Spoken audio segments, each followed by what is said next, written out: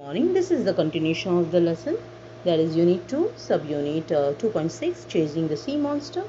Come off eye, cool off feature, an old grey bearded gunner. I can see him to this day approach the cannon, but it in position and took him for a good while. There was a mighty explosion mingled with the cheers from the crew. Mingle means mix. The shell reached its target and it hit the animal, but bounced off its rounded surface and vanished into the sea 2 miles out. "Oh, drat," said the old gunner in his anger. "That monster must be covered with 6-inch armor plate." So this statement was made by the old gunner. The hunt was on again. Hour after hour went by without the animal showing the least sign of weariness. Weariness means tiredness. However, it must be said that we too struggle on tirelessly. So you are always struggling tirelessly. At 10:50 in the evening, that electric light reappeared 3 miles away from the frigate, just as clear and intense as night before. The monster seemed motionless. Was it asleep, perhaps, weary from its workday, just riding with the waves? This was our chance, and the commander frigate decided to take full advantage of it. He gave his orders. The frigate approached without making a sound, stopped 2 cable lengths from the animal. So they stopped. The length is 2 cable lengths. A profound means deep silence reclined over the deck. We were not 100 feet from the blazing core of light, whose glow grew stronger and dazzled the eyes. Dazzle means a bright light. Just then, leaning over the forecastle railing, I saw a Ned Land below me, brandishing his dreadful harpoon. Dreadful fear.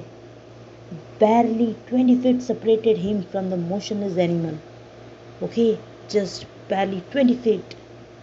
All at once his arm shot forward and the harpoon was launched. I heard the weapon making a ringing sound as if it had hit some hard substance. The electric light suddenly went out, and 2 enormous waterspouts crashed into the deck of the frigate, racing like a torrent from one end of the ship to the other, toppling crewmen, breaking spare mast and yardarms from their lashings. So meaning of yardarms over here, outer portion of the yard, and lashings, that is extremely unpleasant. A hideous collision occurred and thrown over the rail with no time to catch hold of it, I was hurled into the sea. So finally we come to know over here that it was not an animal, but it was a submarine. Okay, and we happened to hit a submarine. Because of that, what happened?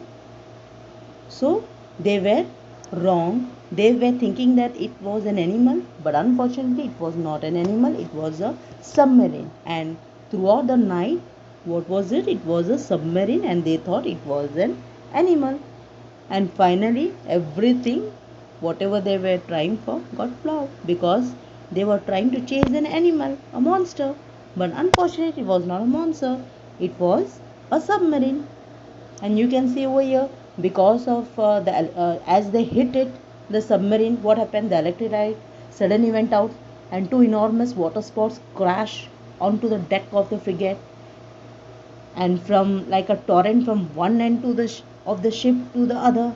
Say they were just toppling the crewmen's, everything helter skelter was happening over here. Okay, so luckily that was not a monster, but it was just a submarine. So we will do the grammar part, that is transitive and intransitive verbs. So let's understand what we have learned earlier, that is subject, object and verb. I'll just show the example.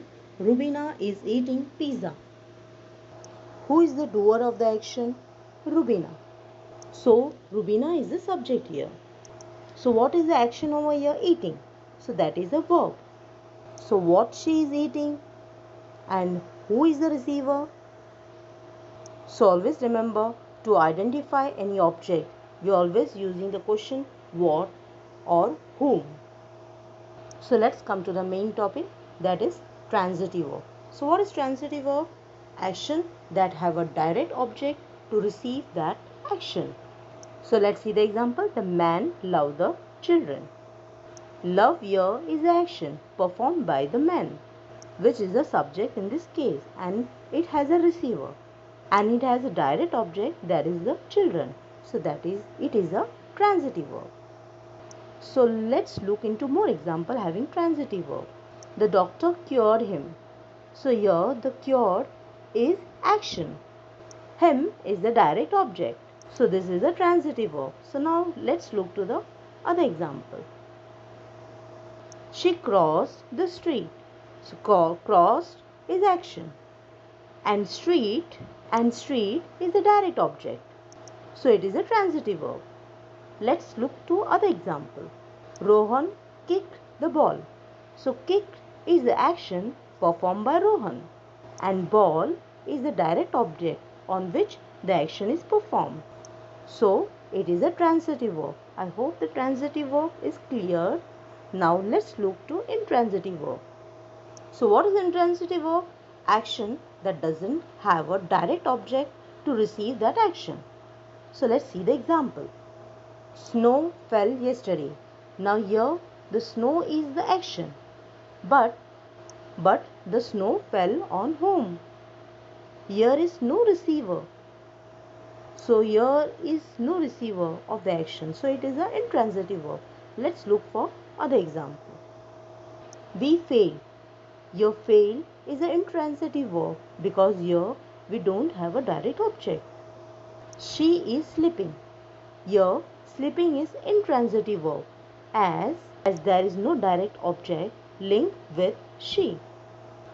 Now let's look to other example. They work hard.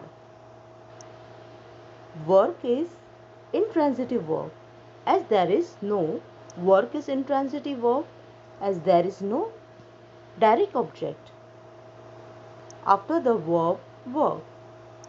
So I hope you have understood transitive and intransitive verb. Okay, thank you.